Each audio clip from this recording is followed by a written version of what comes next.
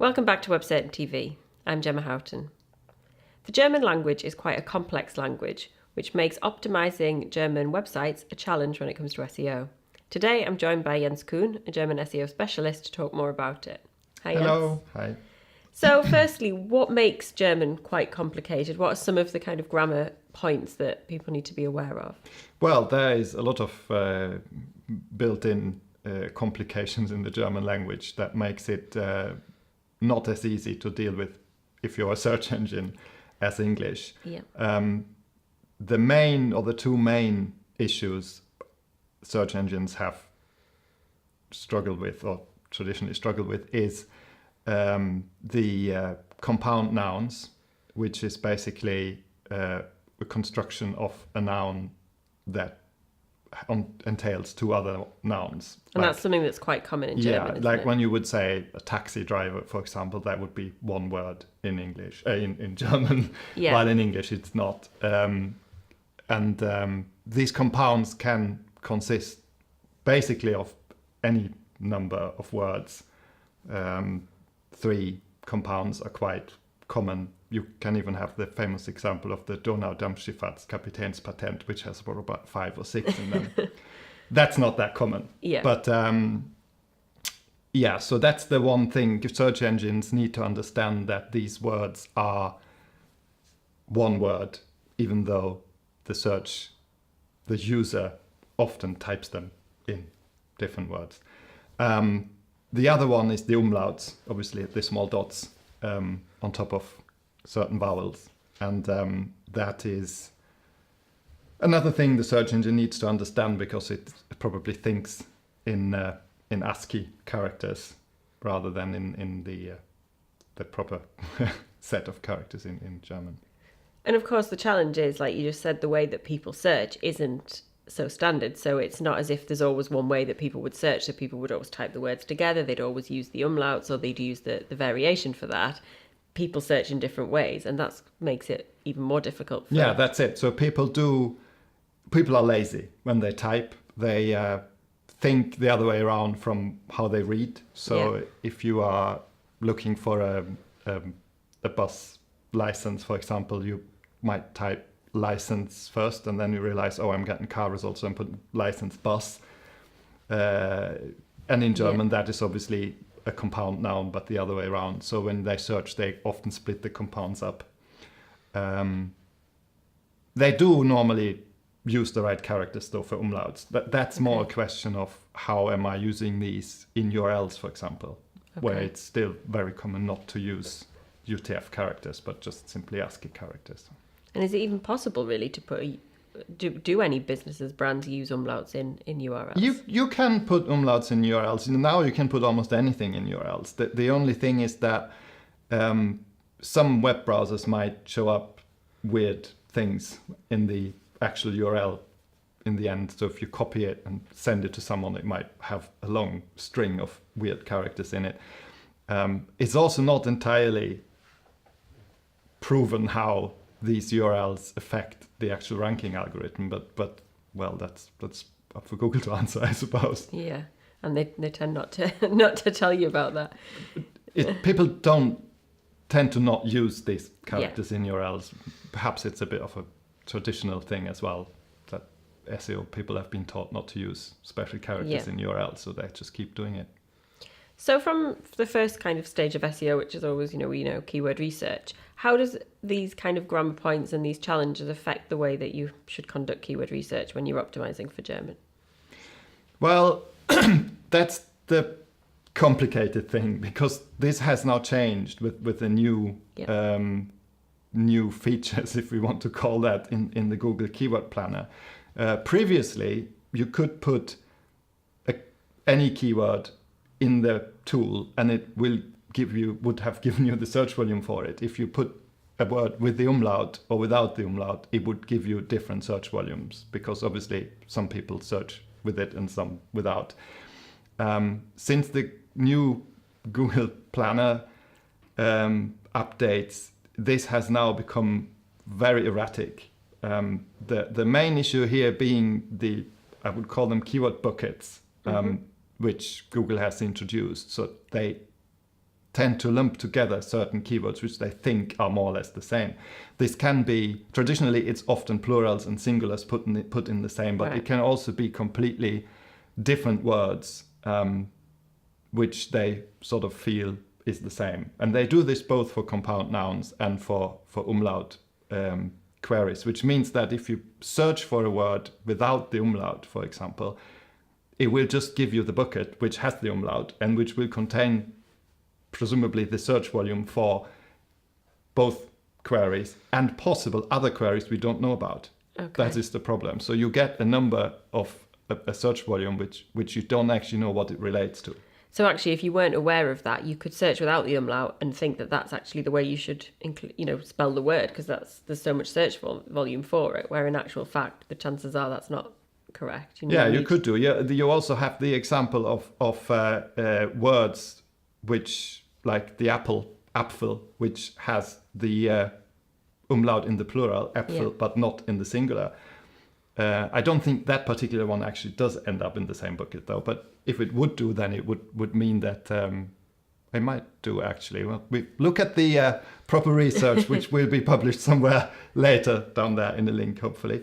But that's the issues. And the same issues as you have with compound nouns. They split up or written together variation can end up in the same bucket. And you would then not be able to actually know which one is the more frequently searched for.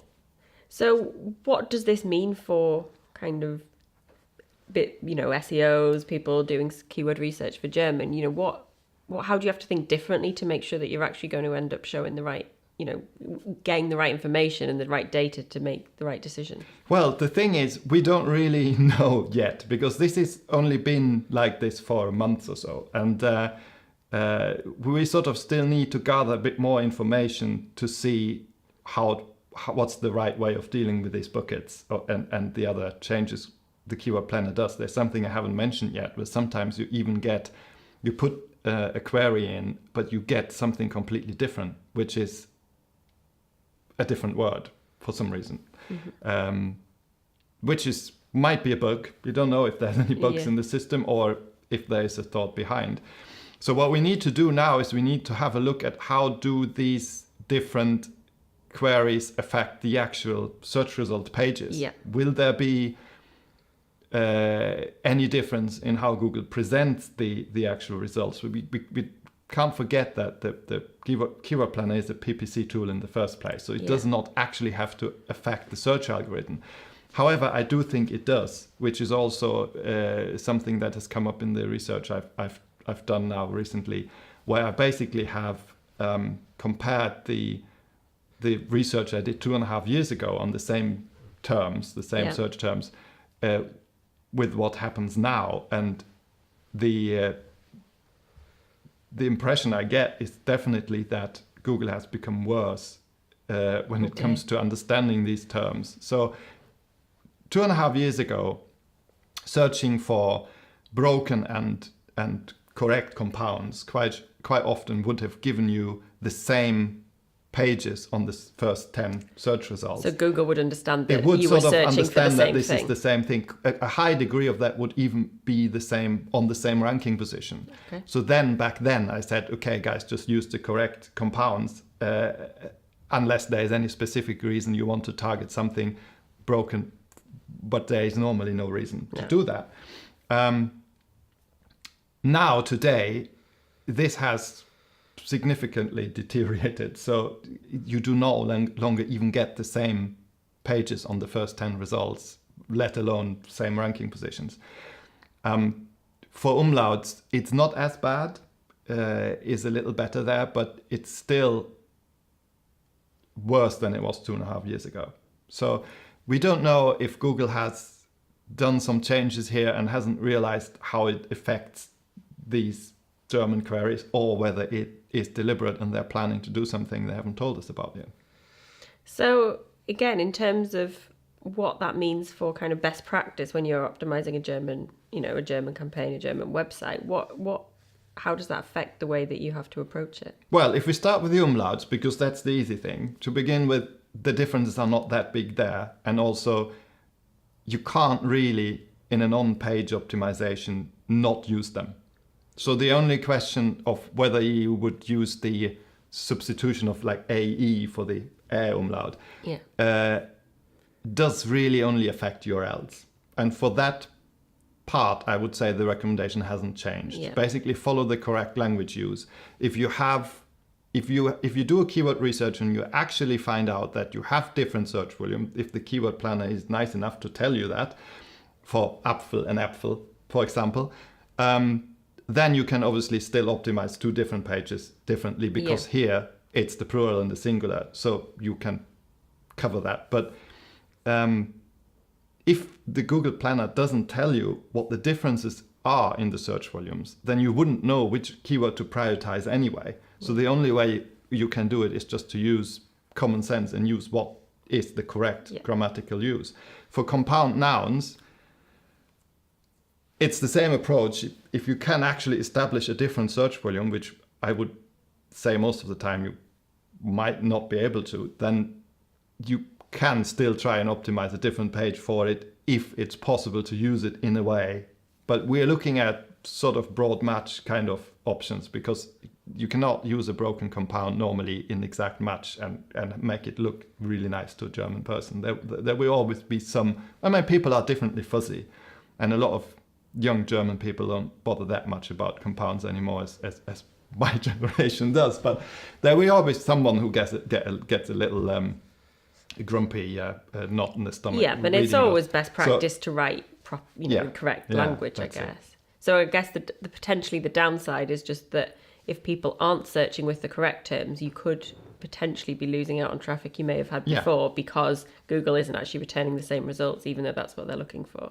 That's it. But again, it's difficult to, at the minute, give a good recommendation of how to counteract that. So we will just have to stay tuned and get back perhaps in another year and see if any improvements have happened there.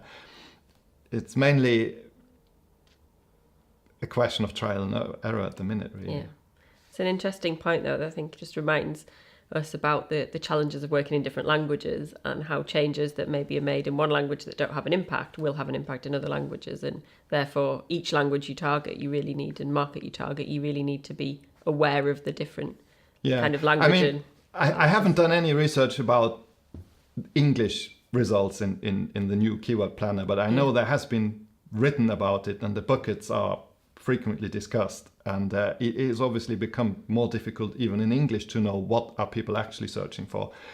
And if I can venture a guess, I think Google wants us to try to see keywords more as themes than as actual individual exact match terms, queries, which might be a bit difficult to swallow for some of the old-fashioned SEO people. But if they succeed with that, then we will have to adapt the optimization to that. But it also shows that when at the point this might succeed in English, it doesn't mean that it will work in other languages, because they are full of different complexities, and it will take a while. So at the minute, I think it's a step backward. Sorry, Google, but oh well. Hopefully, things will sort themselves out a little bit, and maybe things will change as the changes become more widespread, and the results of those are seen by the search engine. But we'll keep everybody updated on Webcertain. If not, then we have an opportunity to create a new German search engine that will be out there as startups. No. Okay, well, you can come back and tell us when you've done that. No, I'm not going to do it myself. Right, thank you for talking to us today about that.